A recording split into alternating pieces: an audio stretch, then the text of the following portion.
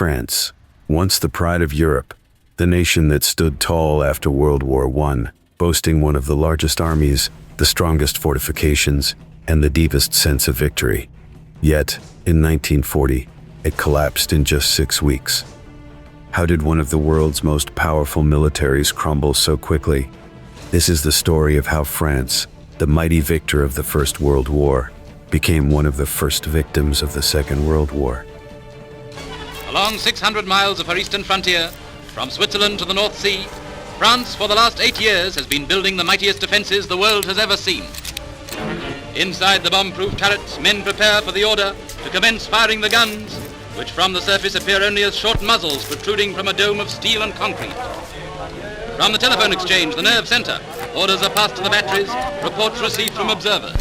Such is the mighty frontier of modern France, a frontier written in steel and concrete, the only writing that no man dare rub out. And France's Maginot Line blazes into action.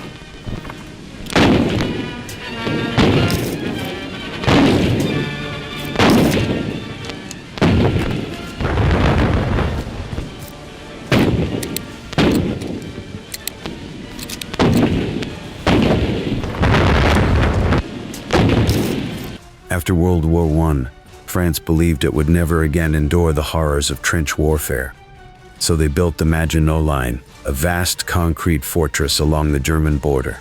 It was meant to be impenetrable, a wall of steel and pride. But the Germans didn't care. They simply went around it, invading through Belgium and the Ardennes forest, an area the French believed was too dense for tanks. It wasn't. Wir geben eine Sondermeldung aus dem Führerhauptquartier. Das Oberkommando der Wehrmacht gibt bekannt: der völlige Zusammenbruch der ganzen französischen Front zwischen dem Ärmelkanal und der Maginot-Linie bei Montmedy hat die ursprüngliche Absicht der französischen Führung, die Hauptstadt Frankreichs zu verteidigen, zunichte gemacht. Paris ist infolgedessen zur offenen Stadt erklärt worden. Soeben findet der Einmarsch der siegreichen deutschen Truppen in Paris statt. While France was preparing for another slow war of attrition, Germany was inventing something new: Blitzkrieg, or lightning war. It was fast, coordinated, and merciless. Planes struck first, followed by tanks, and then mobile infantry, all communicating through radio, something the French army hadn't modernized. By the time the French generals realized what was happening, German troops were already deep inside their territory. Fluggeschwader aller Art greifen in den Kampf ein.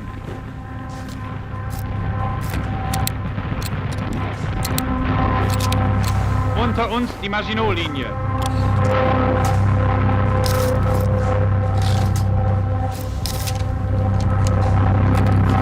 Ein großes Werk wird bombardiert.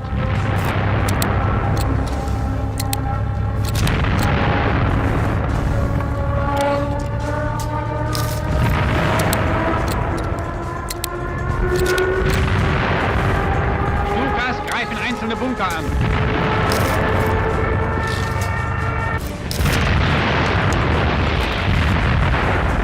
Volltreffer! Eine Parade über die Avenue Foch beschließt diese Stunde der Ehrung.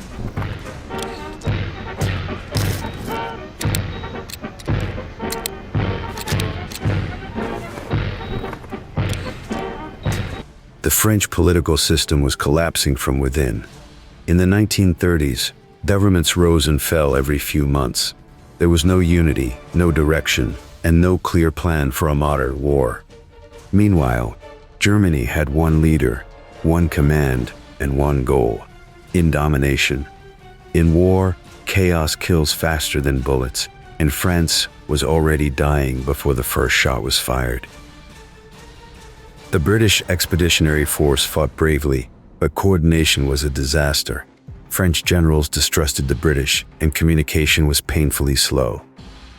When Germany broke through the Ardennes, Allied forces were trapped and forced to retreat to Dunkirk, one of the most famous evacuations in history. Britain escaped. France was left to fall.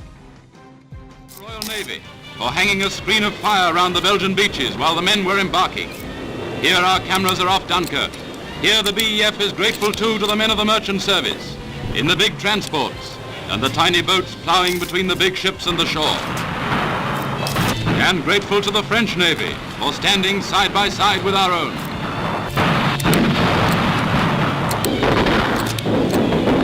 From the tenders, they're transferred to the transports.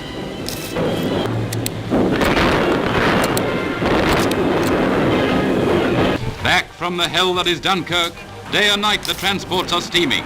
And as one convoy returns, another is going over to take its place. France lost 1.3 million men in World War I. The trauma was still fresh. When the new war began, many French soldiers, and even their leaders, simply didn't have the will to endure it again. By June 1940, Paris was declared an open city. No resistance, no fight. The government fled south, and Marshal Pétain, the hero of World War I, signed an armistice with Hitler. The country was split in two: the Nazi-occupied North and Vichy France, which collaborated with the Germans. France's fall wasn't just military, it was psychological.